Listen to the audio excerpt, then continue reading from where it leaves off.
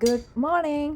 ബീഫിൻ്റെ കൊഴുപ്പ് ഫ്രൈ ചെയ്യാൻ പഠിക്കണം. കഴുകി വൃത്തിയാക്കി കൊഴുപ്പ് ഇങ്ങനെ എടുക്കുക. ഉപ്പ്, മുളക് പൊടി, മഞ്ഞൾപ്പൊടി, മല്ലിപ്പൊടി, ഗരം മസാല ആൻഡ് കുരുമുളക്, ഇത്രയും സാധനം ഇട്ടിട്ട് കുറച്ച് വിനീഗറും കൂടെ ഒഴിച്ച് ഇതിന് നന്നായിട്ട് മിക്സ് ചെയ്തെടുക്കുക. ആക്ച്വലി ഇത് ഭയങ്കര നല്ല സാധനമൊന്നുമല്ല, ഭയങ്കര ഫാറ്റ് കണ്ടൻറ്റ് കൂടുതലുള്ള സാധനമാണ്. പിന്നെ ഇത് ദാവുവിന് നമ്മൾ നോർമൽ ബീഫ് വാങ്ങുമ്പോൾ അവൻ അതിൽ കിടക്കുന്ന കൊഴുപ്പ് ഇഷ്ടമാണ്. അപ്പോൾ അത് കണ്ടിട്ട് ഞങ്ങളത് വാങ്ങിച്ചതാണ്.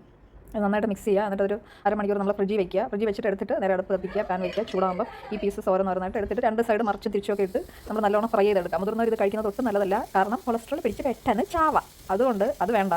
പിന്നെ ഇത് കുഞ്ഞു പിള്ളേർക്ക് ഞാൻ അവന് കൊതിയുള്ളത് കൊണ്ട് മാത്രം വാങ്ങി ഇതിപ്പോൾ കൊടുത്തു. ഇത് സ്ഥിരമായിട്ട് യൂസ് ചെയ്യുന്ന സാധനമൊന്നുമല്ല, ഇരുന്നത്തോടെ നിർത്തി എന്നാണ് എൻ്റെ ഒരു വിചാരം. കൊതിയുള്ളവരൊക്കെ വാങ്ങിച്ച് ട്രൈ ചെയ്ത് നമ്മൾ കുറച്ച് കഴിഞ്ഞ് ഇത് ഫ്രൈ ആയി ചൂടായി വരുമ്പോഴത്തേനും എണ്ണയൊക്കെ തെളിഞ്ഞ് വരും. അതിൽ കുറേ ഇതിൻ്റെ കൊഴുപ്പാണ്, അതെല്ലാം ഊറ്റി കളഞ്ഞിട്ട് ബാക്കി കൊടുക്കുക. അപ്പോൾ ടേസ്റ്റൊക്കെയാണ്, പക്ഷേ അത്ര നല്ലതല്ല ആരോഗ്യത്തിന്. അത്രേ ഉള്ളൂ. തിരിച്ച് മറിച്ചൊക്കെ ഇട്ട് കഴിയുമ്പോൾ ഈ ഒരു ടെക്സ്റ്റൊക്കെ വരും. ഇഷ്ടമുള്ളവരൊക്കെ ട്രൈ ചെയ്ത് നോക്കുക. അപ്പോൾ വീഡിയോ ഇത്രേ ഉള്ളൂ. ചേച്ചാ bye bye. Okay, see U.